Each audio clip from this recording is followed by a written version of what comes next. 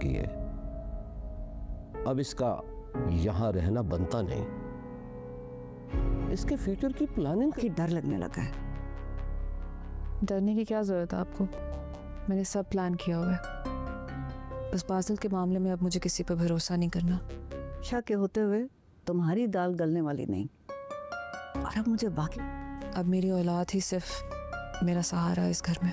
माहम की इद्दत कंप्लीट हो करनी है। और अगर कोई माहम को बादल समेत अपनाना चाहे तो जाहिर है मुझे इसकी बहुत खुशी होगी। अगर ऐसी बात है तो मैं माहम से शादी करने के लिए तैयार हूँ। माहम की माँ उसे ये कहेगी कि रमशा के होते हुए तुम्हारी दाल नहीं गलने वाली, तुम्हारी जो भी प्लानिंग है वो फेल हो जाएगी, क्योंकि वो बच्चा होने का ढोंग भी पहले रचा चुकी होती है और मिसकैरेज भी इसीलिए उन्होंने करवाया होता है और ये सारा कुछ उनकी प्लानिंग का हिस्सा होती है।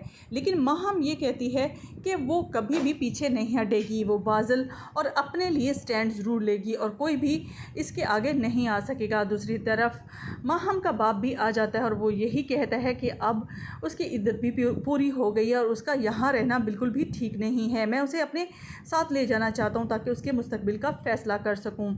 यहाँ पर दानियाल यही कहेगा कि अगर कोई बादल और माहम को कबूल करे तो उसका बाप कहेगा इससे अच्छी बात क्या होगी।